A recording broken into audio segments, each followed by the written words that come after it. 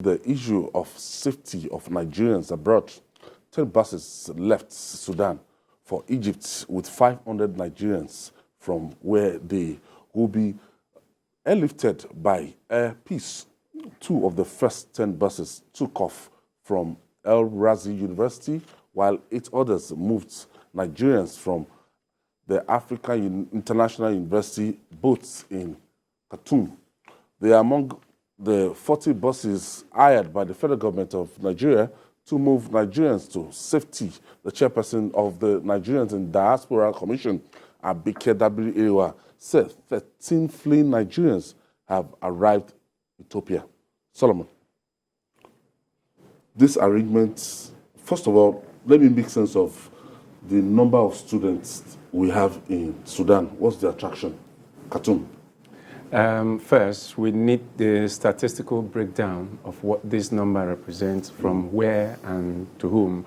One of the things that is remarkable is that usually from the northern part of the country, the Arabic-speaking zones have always been a major attraction for higher education, for technical education, and other kinds of tourism for the people of the north. So Sudan wouldn't be an exception because of a certain level of advancement in studies for some of them. So Khartoum had always been a maker of some sort for educational tourism, if you like to put it that way. So that's one. Besides, Nigerians, not just the ones from the north, but Nigerians like being everywhere. Like my brothers from the east would also do business in Sudan. They would do business anywhere. And anywhere you don't find a Nigerian, then you know that there is no business there. So Nigerians like to travel.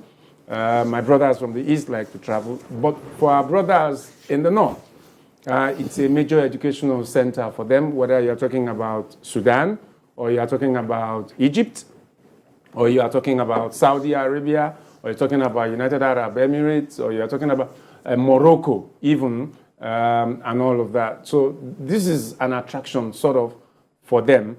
But I think that number is huge. When I look at it, 5,000 is such a huge number.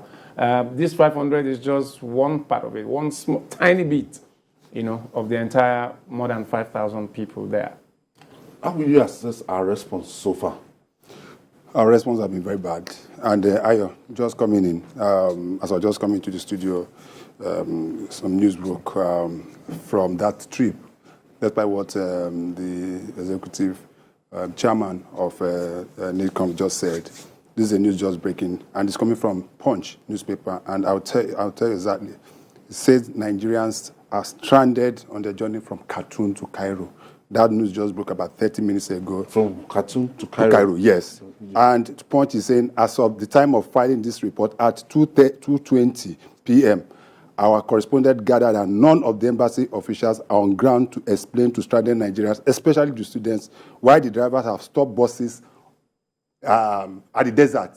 That the buses have stopped, they've run out of fuel, and also that they are saying that they've not been paid. The Punch reports that the evacuation of 2,400 students and other Nigerians trapped by the ongoing conflict took off on a slow start on Wednesday, as only 15 out of 40 buses required for the exercise were provided. Although the federal government hired 40 buses for the repatriation of Nigerians from Khartoum, only 10 buses were available as of Wednesday morning. What does that tell you? That means there are serious hitches. That means that Nigerians, as of this moment, if the report of Punch is to be taken, are stranded in the desert. We couldn't pay for They say they've not been paid.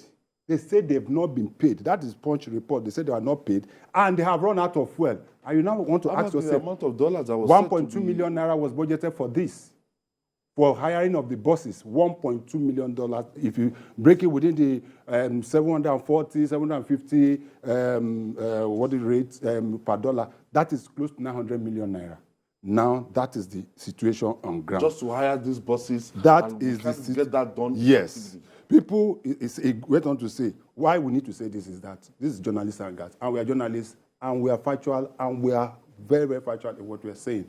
Our police are saying that people are sitting outside under high temperatures. The temperature is very high. The people are thirsty, nowhere to find water to drink or buy food to eat. In the next 2 or 3 days, if nothing is done to address the situation, Nigerian students might start dying.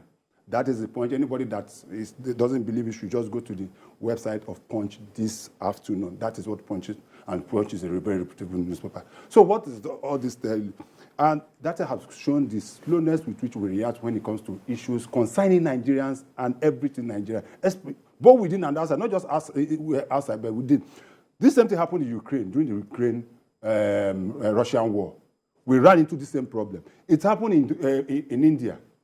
It happened in South Africa. So this is not the first time it's happened. And I continue to ask myself, at what point did we drop the ball?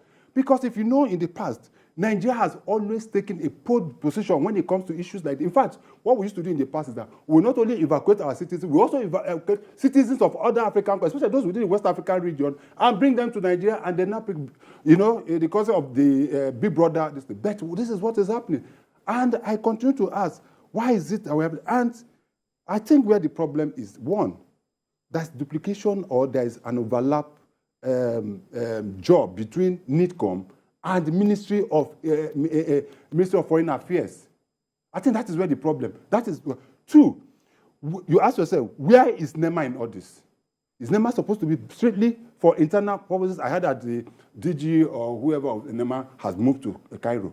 But where is NEMA in this? And it is very, very disheartening. At a point, our government was telling our citizens that stay where you are, stay in your houses, don't move. How can you stay in your houses when bombs are dropping, when people are being killed? Somebody is telling you to stay where you are, we'll get across to you. Other countries are evacuating their citizens. In fact, it took, which of the countries? Saudi Arabia has to take the initiative and evacuate some Nigerians, not even our government, evacuated some Nigerians to either, I think, Egypt or Ethiopia. It is just a sad situation, and I can assure you that this will still happen again. It is like we don't learn any lesson. The news is coming in. It's quite unfortunate. I saw the Minister of Foreign Affairs talking about yesterday how they are hiring about 40 buses, how that we're going to pay about $1.2 million to be able to. But that is not the report coming in, is that Nigerians coming back from Sudan are stranded now.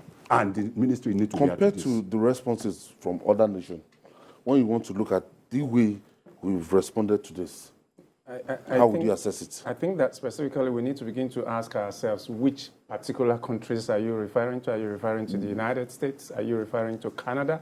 Are you referring to these much more advanced countries who... No, maybe we can just stay with the other African countries. That's what I'm saying. How many of them have successfully evacuated their citizens from Sudan? We need to be factual on that as well. Now, this is a crisis situation which a lot of people would have thought that first and foremost that this was just a coup. This has gone beyond a coup. This is a very serious internal conflict. It's warfare of some sort. There are military formations fighting each other. And this is huge, and nobody expected this sort of outbreak of violence in that place. And in that kind of situation, the government wasn't wrong. Now, I'm not saying this on behalf of government, but the government wasn't wrong to have told the citizens to stay where they are. You can't start running everywhere when you do not know exactly the magnitude of the issues involved. When bullets are flying everywhere, when jets are flying. I mean, the magnitude of the crisis is such that an internal conflict where jet bombers are blowing up places. So the only thing you can do is, and you don't throw bombs anywhere like Russia would do in Ukraine. In this sort of warfare, you find out that they are targeted, bombardments, actually. So the best thing will be for the people to stay indoors, and the people who know the place will then know where to move. We are here in Nigeria, and we do not know the terrain of Khartoum and a lot of places in Sudan. So it only makes exactly. So now, the thing is this, you must also know that strategically, those who have been able to evacuate their citizens successfully, the Americans, the Canadians, have always had a tactics where sometimes you look at the location of their foreign missions, of their embassies where they are located, and the proximity to the airport where they can fly in stealthily with their special forces and get that done. And that will be very early in this sort of crisis because they probably have advanced intelligence on some of these issues. We might not have that level of advanced intelligence. Now, the crisis has gone full-blown. You are not just going to... It's an abnormal situation, so you require abnormal solution. You are not going to fly in your planes and try to evacuate your citizens when you cannot use the airport. So the best thing will be this sort of evacuation process they have adopted, and that number is such a huge number. You are not going to take them in one plane if you have to fly in planes. So you have to move them to a place that is safer first before you begin to think of how to move them out. Yes. This is, I totally, to a large extent, I agree with you. But it goes beyond that. In international diplomacy, issues like this come into place. When your citizens, every country has a strategic way of doing things, and issues like this. I've given you a practical example. I said it's happened in Ukraine. We had issues in India. We had issues in South Africa. And some other countries, even in Ghana here. Ayo, you've forgotten what happened in Ghana just last year, how many years ago, when Nigerians were being killed. What I'm saying in essence is not a question of communication is key, fine. But most of these countries that we are talking about, immediately this happens, they put everything in place to be able to evacuate their citizens. That is what I'm saying. It's not a question of how many countries. I don't care how many countries in Africa are doing this or not doing that.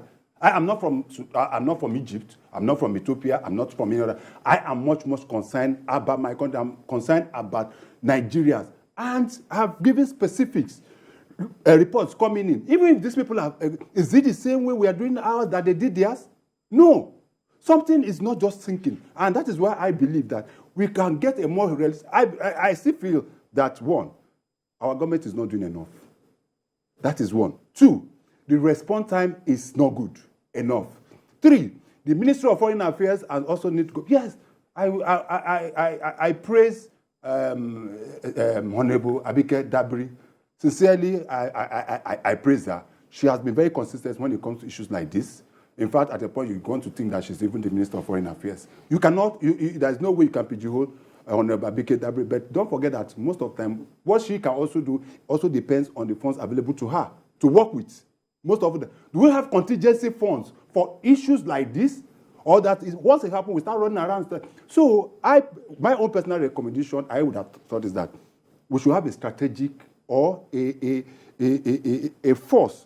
Let's not use the rapid response course again because it has been bastardized in so many cases, either in Nigeria or Sudan. But a response squad or a committee that will see to issues like this because it will still happen. For goodness sake, how can it take over 2 weeks after now we've been told that, yes, that no Nigerians lost their lives in Sudan? I personally will take that with a pinch of salt. Because you know why? If you ask our embassy in Sudan to give you the number of Nigerians in Sudan, we are talking about evacuating 5,000. I heard that we have over 5 million Nigerians in Sudan. Yes, go and make your research. We have been told, I listened to Professor Bolaji Akiyemi, the former Minister of Foreign Affairs, a few days on the national, and he said that we have over 5 million Nigerians, and I've done that research. I've seen that. You know why? Like, he even put it on my lips. It was only when he started saying it that I understand. He said some people go to Mecca and some of these other places. They can't make it back to Nigeria. They stop at Sudan. Some people want to travel from here to other countries in Europe and the rest of them. They can't make it. They stop at Sudan. That when you look at the population of Nigerians in Sudan, that is over 5 million. Quote him, I am telling you basically that. So you can see, you might find it difficult to believe. I find that a bit difficult because this is a national issue first and foremost.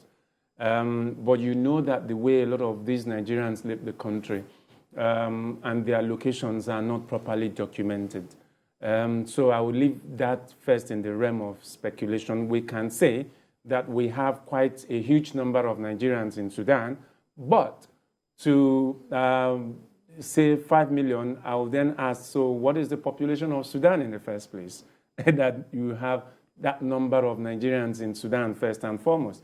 Then secondly, I will say, if I have to throw up that sort of number, then I'll be asking, okay, so where is the record?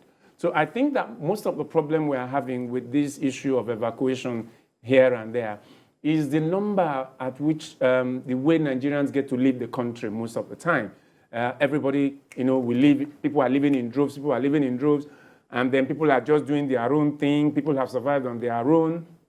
There is no proper documentation of location where these people are, and all of that. I think that is a major challenge. It's a major challenge for a whole lot of third world countries, to document where their people are. So if we are not deliberate about this, then we cannot have the exact number of people. We cannot speculate about the number of people in particular locations. We need to be deliberate in the way we handle this. And I will agree with you that to a large extent, there has been a consistent pattern, of how we've done these things and we've done them wrongly. But to throw up such numbers, for me, is a bit ridiculous. Okay, why? Let me just give an update from my producer here now, saying that 13 buses left Khartoum yesterday for Aswan, conveying 637 Nigerian nationals. That 13 buses left, not even 15. Khartoum yesterday for Aswan. That's in Egypt, conveying 637 Nigerian nationals.